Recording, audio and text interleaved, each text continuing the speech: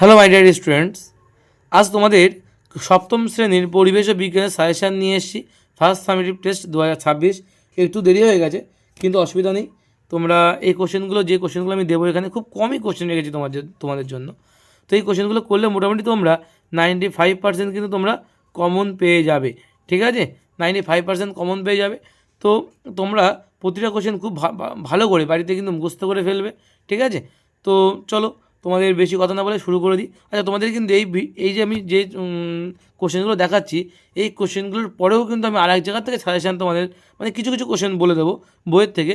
তোমরা একটু বইটা বের করে তখন দাগিয়ে নেবে একটু। ঠিক আছে, যে কোন কোন কোশ্চেনগুলো বলছি, আপাতত এই কোশ্চেনগুলো বলে নিই, তারপরে এগুলো বলবো। ঠিক আছে, তো চলো প্রথম থেকে বলতে শুরু করি। প্রথমে আমাদের কাছে পরিবেশ ও বিজ্ঞান সাজেশান সপ্তম শ্রেণী ফার্স্ট সামেটিভ টেস্ট 2026 ভৌত পরিবেশের প্রথম চ্যাপ্টার যে তাপ পরীক্ষা হবে সেইখান থেকে সাজেশান দিচ্ছি। চলো, প্রথম কোশ্চেন বলছে সেলসিয়াস ও ফারেনহাইট স্কেলের মধ্যে সম্পর্কটি লেখো। এর উপরে কিন্তু অঙ্ক আসতে পারে। আমি যদি একটা অঙ্ক দিয়ে দিয়েছি যে 40°C সমান কত ডিগ্রি ফারেনহাইটের সমান। ঠিক আছে, এমন ধরনের কোশ্চেন কিন্তু আসতে পারে। তোমরা জানো যে আমি যেগুলো 3টে করে স্টার মারবো সেই কোশ্চেনগুলো বেশি ইম্পর্টেন্ট, যেগুলো 2টো করে মারবো সেগুলো তুলনামূলক কম, এবং যেগুলো একটা করে স্টার মারবো সেগুলো আরও কম ইম্পর্টেন্ট। ঠিক আছে, তো বলছে তাপ কাকে বলে ইয়ার এককগুলি লেখো। এটা একটা স্টার মারো। তারপরে বলেছে কোনো বস্তুর উষ্ণতা 10 ডিগ্রি থেকে 20 ডিগ্রি করতে, আমি কিছু কিছু অঙ্ক রেখেছি তোমাদের জন্য। বলছে কোনো বস্তুর উষ্ণতা 10 ডিগ্রি থেকে 20 ডিগ্রি করতে 120 ক্যালোরি তাপের দরকার হলে 20 ডিগ্রি থেকে 40 ডিগ্রি করতে হলে কতটা তাপের দরকার হবে? বলছে দ্বিগুণ তাপের দরকার, অর্থাৎ 120 দ্বিগুণ করলে 240 ক্যালোরি তাপের দরকার। ঠিক আছে, তো বলছে কোনো বস্তুর উষ্ণতা বৃদ্ধি বা হ্রাসের জন্য বাইরে থেকে কোনো বস্তু কতটা তাপ নেবে বা হারাবে তা কোন কোন বিষয়গুলির উপর নির্ভর করে। এটা কিন্তু তোমরা 3টে স্টার মারবে। ঠিক আছে, তারপরে বলেছে যে অবস্থা পরিবর্তনের লিনতাপ কাকে বলে? বরফ গলনের লিনতাপ 80 ক্যালোরি/গ্রাম বলতে কী বোঝো? এটা কিন্তু তোমরা 2টো স্টার মারো। ঠিক আছে, এবং দুটো না, এটা 3টে স্টার মারো। লিনতাপটা কিন্তু পরীক্ষায় মাঝে মধ্যেই আসে। আর বরফ গলনের লিনতাপ 80 ক্যালোরি/গ্রাম, এটাকেও তোমরা 3টে স্টার মারো। ঠিক আছে, বলেছে হাতে স্পিড ঢাললে বা ইথার ঢাললে হাতে স্পিড বা ইথার ঢাললে সেই অংশে ঠান্ডা অনুভূত হয় কেন? এটা তোমরা 3টে স্টার মারো। বেশিরভাগ কোশ্চেনই তোমাদের খুব ইম্পর্টেন্ট এখানে। বলছে মাটির কচি জল ঠান্ডা থাকে কেন? এটাকেও 3টে স্টার মারো। ঠিক আছে, কুকুরের জিভ থেকে লালা ঝরে কেন? এটাও তোমরা 2টো স্টার মারো এটাই। ঠিক আছে, তারপরে বলেছে পরের চ্যাপ্টার পরমাণু অণু এবং রাসায়নিক বিক্রিয়া। কী বলেছে দেখো, বলেছে নিউক্লিয়াস কাকে বলে, কক্ষপথ কাকে বলে, পরমাণু ক্রমাঙ্ক কী? নিউক্লিয়াস আর কক্ষপথটা বেশি ইম্পর্টেন্ট। ঠিক আছে, ওই জন্য 2টো স্টার মারছে এখানে। ক্যাটায়ন এবং অ্যানায়ন কাকে বলা হয়? একটা স্টার মারো এটাই। বলো যে সোডিয়াম ক্লোরাইডকে আয়নীয় যৌগ বলা হয় কেন? এটা কিন্তু খুব ভালো একটা প্রশ্ন। এটা কিন্তু তোমরা 3টে স্টার মারতে পারো। বলো যে মূলক কাকে বলে? এটাই 2টো স্টার মারো। তারপরে কি বলেছে, ফেরাস ক্লোরাইড এবং ফেরিক ক্লোরাইডের সংকেত, এর সঙ্গে আরেকটা আছে কিউপ্রাস ক্লোরাইড এবং কিউপ্রিক ক্লোরাইডের সংকেত। এই সংকেতগুলো কিন্তু খুব ভালো করে পড়বে। ঠিক আছে, এর সাথে সাথে বলে দিই তোমাদের বইতে অনেকগুলো সংকেত লেখা আছে। এই প্রত্যেকটা সংকেত কিন্তু তোমাদের খুব ভালো করে মুখস্থ করতে হবে। প্রত্যেকের যোজ্যতা ভালো করে মুখস্থ করতে হবে। তাহলে আমি কী বললাম? 1 নম্বর বললাম সংকেত, প্রত্যেকটা সংকেত এবং যোজ্যতা। এইগুলো কিন্তু তোমরা যদি ভালো করে মুখস্থ না করো তাহলে কিন্তু তোমরা চাপে পড়ে যাবে। ঠিক আছে, প্রতিটা সংকেত এবং প্রতিটা যোজ্যতা কিন্তু খুব ভালো করে মুখস্থ করতে হবে। আমি 2-1টা রাখার চেষ্টা করেছি, কারণ যেগুলো বেশি ইম্পর্টেন্ট বলে মনে হচ্ছে সেগুলোই রেখেছি কিন্তু। ঠিক আছে, পরিবর্তনশীল যোজ্যতা কাকে বলা হয় উদাহরণ দাও। এটা কিন্তু ভালো করে পড়বে, 2টো এক্সট্রা থাক। পাথরের চুনের সঙ্গে জলের বিক্রিয়ায় কী উৎপন্ন হয়? বিক্রিয়ার সীমিত সমীকরণ সহ লেখো। এটা 3টে স্টার মারো। চুনাপাথরকে তাপ দিলে কী উৎপন্ন হবে? এটা 2টো স্টার থাক। বিয়োজন বিক্রিয়া কাকে বলে উদাহরণ দাও। উদাহরণগুলো মোস্ট ইম্পর্টেন্ট কিন্তু তোমাদের বইতে দেখবে। আমি দেখাচ্ছি একটু, যখন বই দেখাবো তখন বলে দিচ্ছি। তোমরা এখনও যারা ভিডিওটা লাইক শেয়ার এবং সাবস্ক্রাইব করোনি তারা অবশ্যই সেটা করে দেবে, এবং অবশ্যই একটা কমেন্ট করে যাবে যে তোমার ভিডিওটা কেমন লাগলো, বা তোমার পরীক্ষার পরে তোমরা অবশ্যই জানাবে কটা কমন পেলে। ঠিক আছে, তো চলো পরের কোশ্চেন কী বলছে দেখে নাও। উদাহরণসহ প্রতিস্থাপন বিক্রিয়ার সংজ্ঞা দাও। এটাও কিন্তু খুব ভালো একটা প্রশ্ন। তারপরে বলেছে পারদের ল্যাটিন নাম কি? ল্যাটিন নাম কিন্তু আমি শুধু পারদটাকে দিয়েছি, কিন্তু তোমাদের বইতে প্রচুর ল্যাটিন নাম দেওয়া আছে। সেই প্রতিটা ল্যাটিন নাম কিন্তু তোমরা মুখস্থ করবে। ঠিক আছে, তোমাদের বইতে প্রচুর ল্যাটিন নাম দেওয়া আছে, তোমরা কিন্তু প্রতিটা ল্যাটিন নাম কিন্তু মুখস্থ করবে। ঠিক আছে, বলেছে তারপরে চ্যাপ্টার বলছে মানুষের খাদ্য। মানুষের খাদ্যে প্রথমে আছে অনাক্রমতা কাকে বলা হয়।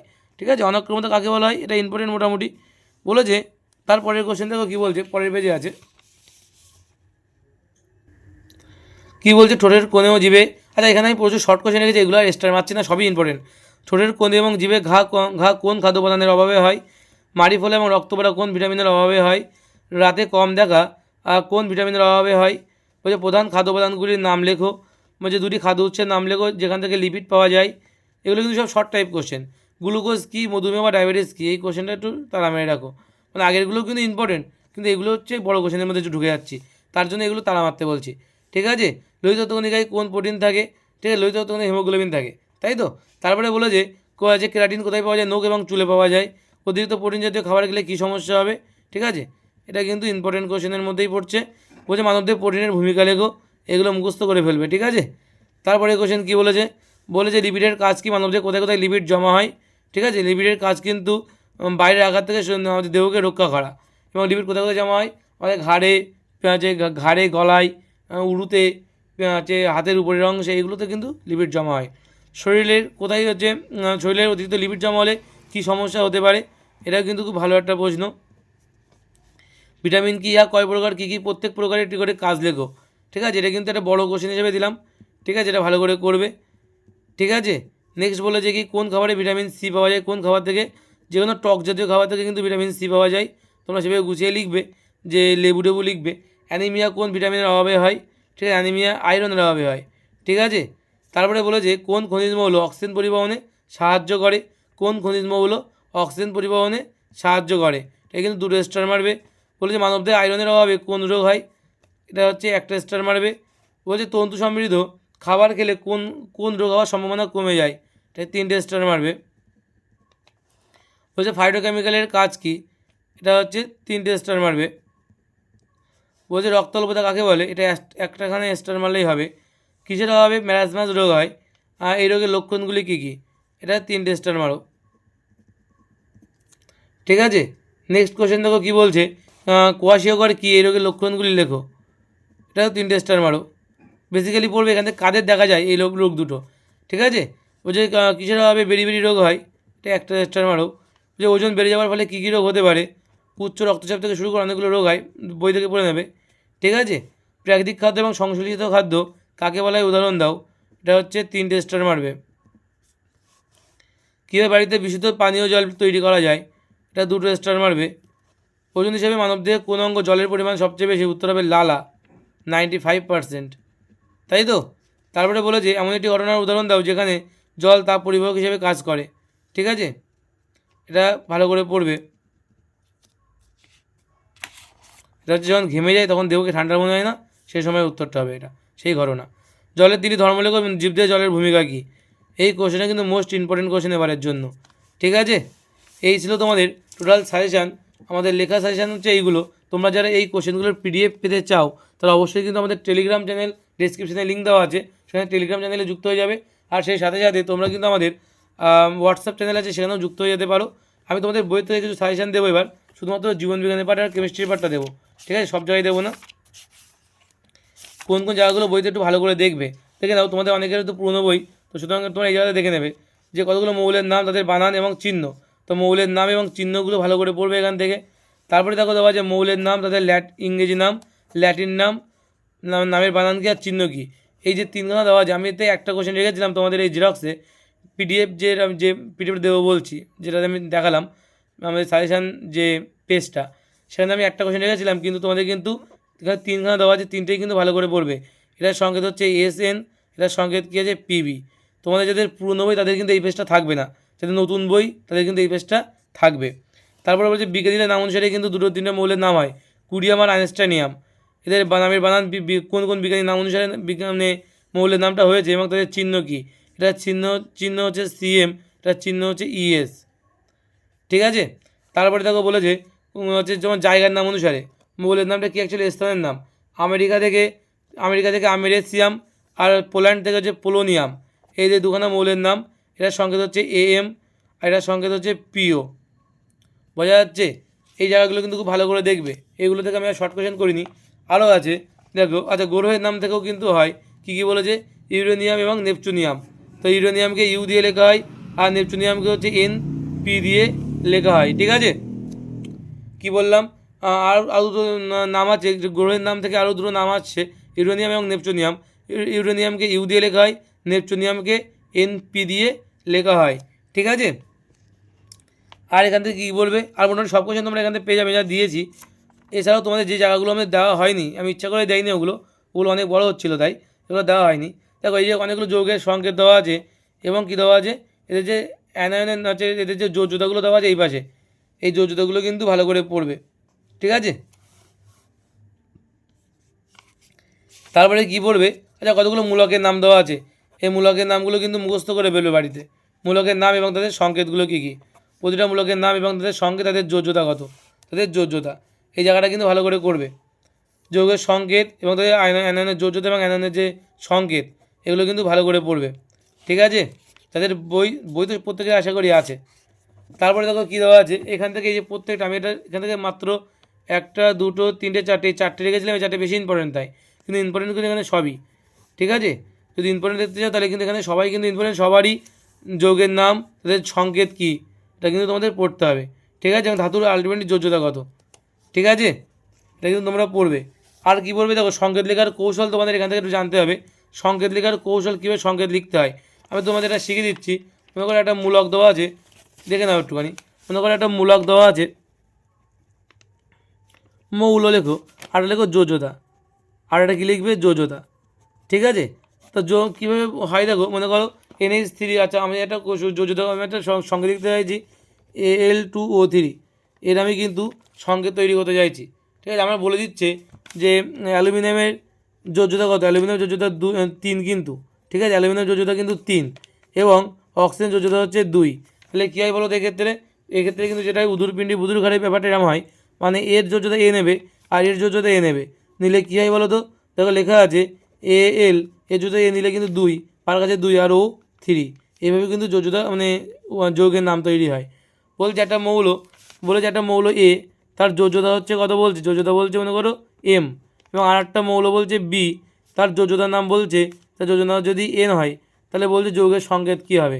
তাহলে কী হয় অ্যাকচুয়ালি নিয়ম অনুযায়ী যেটা হওয়া উচিত, যে এই পাশে আমাদের মৌল, এই পাশে কী থাকে আমাদের মৌল, আর এই পাশে কী থাকে, যোজ্যতা। তাই এই পাশে কী থাকে, মৌল, আর এই পাশে কী থাকে, যোজ্যতা। তো কে উদুরপিণ্ডে বুদুর ঘরে যায়, এর যোজ্যতা এর কাছে যাবে, এর যোজ্যতা এর কাছে আসবে, তাহলে সংকেতটা কী হবে, সংকেত যেটা হবে সেটা হলো AN, কে নেবে আর বি নেবে এমকে, তাহলে BM, এটাই কিন্তু তোমাদের সংকেত হবে। এই সংকেত কিন্তু কীভাবে লিখতে হয় এটা কিন্তু পরীক্ষায় আসতে পারে, এমন কোশ্চেন কিন্তু একটা আসতে পারে, তাই বলে দিলাম। ঠিক আছে, তারপরে তোমরা কী পড়বে তো দেখে নাও, এই সংকেতগুলো একটু দেখবে কীভাবে সংকেত কী লিখতে হয় না লিখতে হয়। প্রতিটা যৌগের নাম দেওয়া আছে, তাদের যৌগের সংকেত কী এবং ওই মৌলের যোজ্যতা কত, এই জায়গাগুলো কিন্তু ভালো করে পড়বে। যৌগের নাম, যৌগের সংকেত, এখানেও আছে দেখো যৌগের নাম, যৌগের সংকেত, এই প্রতিটা কিন্তু তোমরা মুখস্থ করবে। ঠিক আছে, আর কী কী পড়বে এখনও শেষ হয়নি। এই পাশে দেখো লেখা আছে অনেকগুলো যৌগের নাম লেখা আছে এবং যৌগের সংকেত দেওয়া আছে, এগুলোও কিন্তু খুব ভালো করে করবে। ঠিক আছে, তোমাদের বইতে দেখবা প্রত্যেকটা তোমাদের বইতে আছে, পরপর পেজ উল্টাতে যাও পেয়ে যাবে। তারপরে দেখো দেওয়া আছে এখান থেকে, এই কোশ্চেনটা আমার দিতে ভুলে গেছিলাম আমি, এই যে বিক্রিয়া কাকে বলে, বিক্রিয়াজাত পদার্থ কাকে বলে। ঠিক আছে, এই দুটো কোশ্চেন কিন্তু ভালো করে করবে, বিক্রিয়া কাকে বলে আর বিক্রিয়াজাত পদার্থ কাকে বলে, উদাহরণ সহ। এই যে উদাহরণ দেওয়া আছে এই পাশে, বিক্রিয়ক আর বিক্রিয়াজাত পদার্থের উদাহরণ। ঠিক আছে, তারপর তোমাদের আরেকটা প্রশ্ন পরীক্ষায় আসবে, আচ্ছা এই ছকটা কিন্তু ভালো করে করবে, এই ছকটা ভালো করে করবে, এই ছকটা থেকে কিন্তু প্রশ্নটা আসবে, গ্যারান্টিতে বলছি 100%, এই দেখো লিখে দিচ্ছি 100% গ্যারান্টি দিয়ে বলে দিচ্ছি। এই ছকের থেকে কিন্তু একটা সমতাবিধানের একটা অঙ্ক কিন্তু দুখানা দেবে, বেসিক্যালি সমতাবিধানের অঙ্ক দুটো করে দেয়, একটা করে করতে হয়। তো এই কোশ্চেনগুলো তোমরা ভালো করে করবে, পেরে যাবে আশা করি। ঠিক আছে, সমতাবিধান তোমরা আশা করি পারো। তারপরে দেখো দেওয়া আছে তোমাদের এই যে ছকটা ভালো করে একটু করতে হবে, কেমিস্ট্রির পার্ট থেকে এই যে ছকটা দেওয়া আছে, এই যে তোমাদের লাস্টে অবধি তো তোমাদের পরীক্ষা হবে, তো এই ছকটা ভালো করে তোমরা করবে। ঠিক আছে, এই ছকটা বিক্রিয়ার সমীকরণ দেওয়া আছে, কোনটা কেমন ধরনের বিক্রিয়া সেটা কিন্তু তোমাদের লিখে লিখে দেখাতে হবে।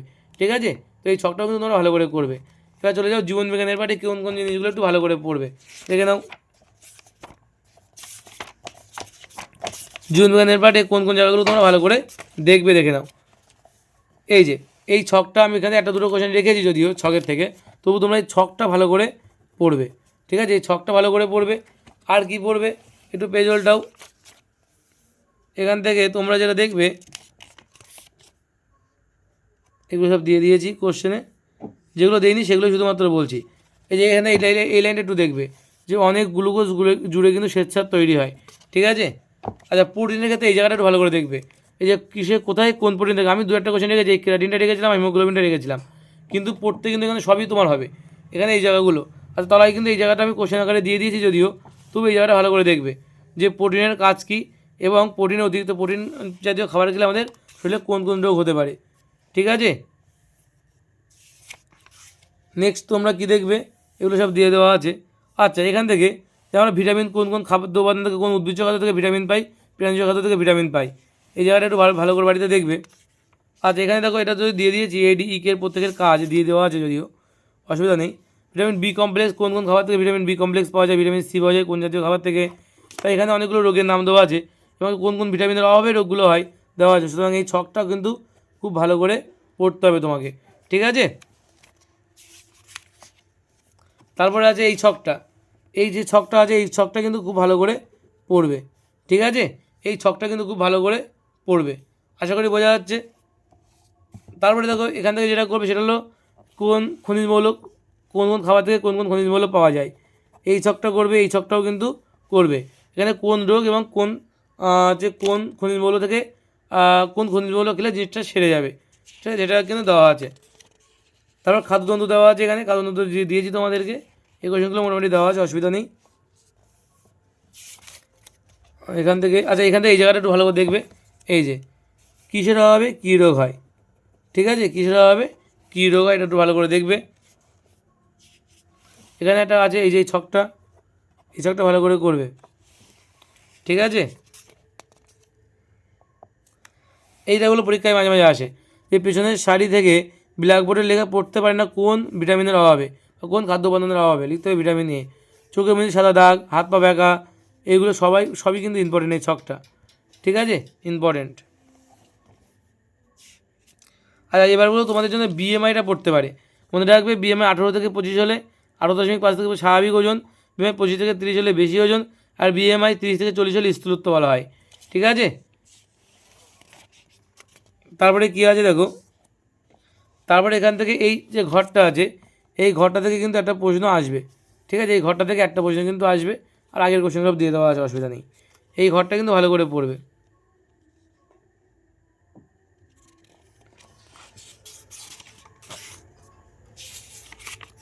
এই যে কোথায় কতটা পরিমাণ জল আছে এই জায়গাটা একটু পড়ে নেবে রিডিং।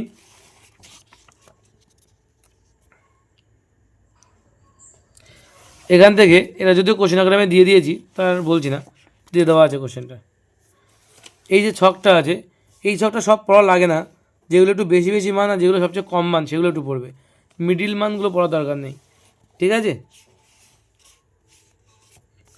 এখান থেকে এই যে এই ছকটা ভালো করে করবে যে যে আমাদের ত্বক জল হিসেবে ত্বকে জল কী হিসাবে থাকে, অস্থিসন্ধিতে জল কীভাবে থাকে, কী হিসেবে থাকে, মস্তিষ্কে জল কীভাবে থাকে, এই কোশ্চেনগুলো কিন্তু এখান থেকে মুখস্থ করবে, ঠিক আছে।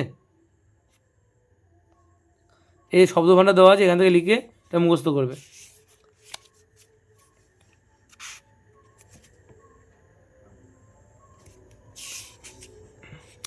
আমাদের শরীরে কোথা থেকে কতটা পরিমাণ জল বেরিয়ে যায় তার লিস্ট দেওয়া আছে এখানে, এই লিস্টটা কিন্তু মুখস্থ করবে, ঠিক আছে। আর এই কোশ্চেনটা ভালো করে করবে, যে দিয়েছি যদিও জলের ধর্ম জীবদের জলের ভূমিকা দুটোই দেওয়া আছে, অসুবিধা নেই। আর কী করবে তোমরা এখান থেকে এই কোশ্চেনটা লাস্ট কোশ্চেন বলছি, এই জল ভেঙে আমরা কী পাই, খাওয়া তৈরির সময় জল ভেঙে কিন্তু আমরা অক্সিজেন পাই, ঠিক আছে, জল ভেঙে আমরা কী পাই, অক্সিজেন, ঠিক আছে। তো এই ছিল আমাদের টোটাল তোমাদের সাজেশান, ঠিক আছে, সপ্তম শ্রেণীর টোটাল সাজেশানটা ছিল এই পর্যন্তই। তোমরা এখনও যারা আমাদের হোয়াটসঅ্যাপ চ্যানেলে যুক্ত হয়ে যাওনি তো অবশ্যই যুক্ত হয়ে যাবে, এবং আমাদের টেলিগ্রাম চ্যানেলে যুক্ত হয়ে গেলে তোমরা কিন্তু এই কোশ্চেনের পিডিএফটা পেয়ে যাবে, ঠিক আছে। আশা করি তোমাদের আর কোনো জিজ্ঞাসা থাকবে না, আর যদি কিছু জিজ্ঞাসা থাকে অবশ্যই কমেন্টে লিখবে, আমি উত্তর দেব, ঠিক আছে। তো এই পর্যন্ত দেখা হবে পরের কোনো ভিডিওতে।